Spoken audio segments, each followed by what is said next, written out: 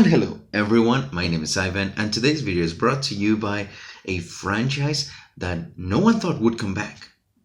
But a big company purchased it, and now 30 years after, they decided to make a new story with the legacy characters, giving path to new characters, and creating new fans and pleasing old fans all at the same time.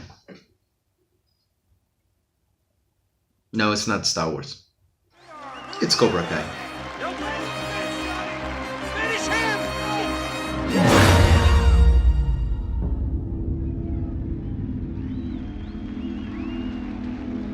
So what I wanted to talk about today was the two franchises, Star Wars and Karate Kid, or in this case, Cobra Kai. Now, both franchises waited a long time to be reborn, and they have a very important theme that is what's going to carry the franchise eventually: the successor character. Now, we have two successor characters in both franchises. One is Miguel. We know him, the awkward kid that turned into this badass martial artist through all the hoops, through all the defeats, and we see his progress and we care and love him. And we have Ray. Who's Ray? That's it. Let's talk about Miguel for a moment. When Cobra Kai opens up, we start with the legacy characters. In this case, Johnny Lawrence. And we barely see Miguel in the first episodes. Especially in the first one. We only see him twice, because the story wanted to focus on the main character right now. Now, throughout the series, we get to see that the amount of screen time becomes balanced between Johnny and Miguel, because we in a way have Johnny give the blessing to Miguel to be the successor character. Now Miguel is gonna be the front face of Cobra Kai. Now, but why do we care for Miguel?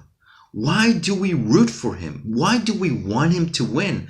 Why do we feel remorse and guilt every time that he is on screen facing something difficult that we see like, no, don't do that, or yes, come on, do it? Why do we feel that way? Well, first off, because we see him from nothing, from ground zero.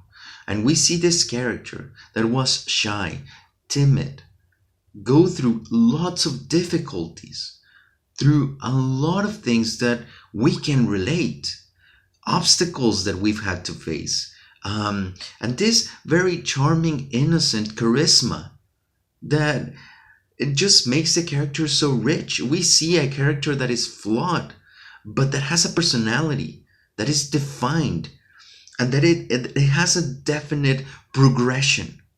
And we see the legacy character, Johnny Lawrence, train him, bring him up to speed, and making us care so much for him that at the end, it's not about Johnny anymore.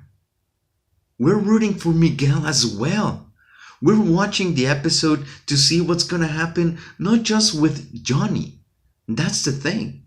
We're watching that episode not just because of Johnny anymore. We're watching the episode because we want to see Miguel as well. Because we're now invested in his story. But it's because they built him. And Johnny was there holding his hand, bringing him up to us. And us received it with a warm hug. Now let's talk about Star Wars.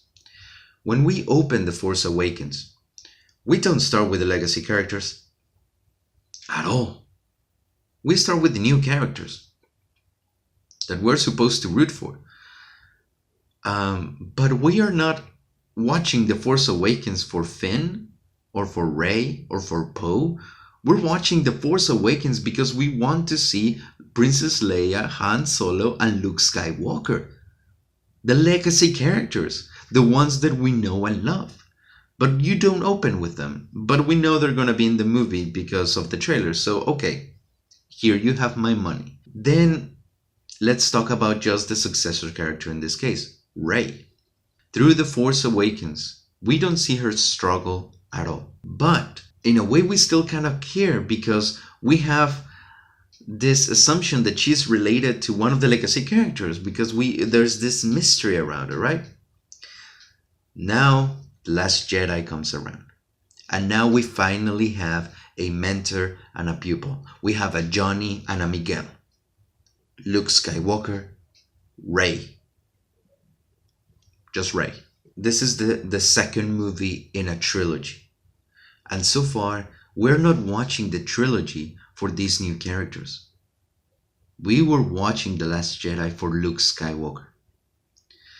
And what reason did the movie give us to root now for Rey?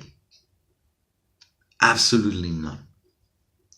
We don't see Rey go through hardships. We see Rey actually lecturing Luke Skywalker, trying to convince him to do the right thing.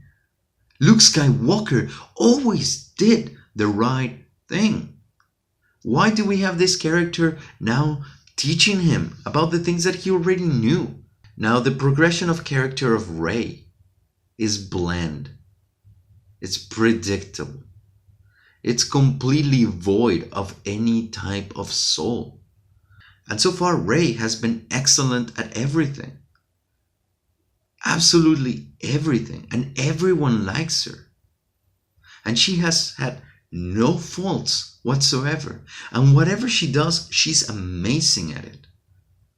I've never been in that position. No one ever has been in that position. So we can't really relate to her success. We don't see Rey learn anything from Luke. As in the case of Miguel, his personality was shaped by Johnny.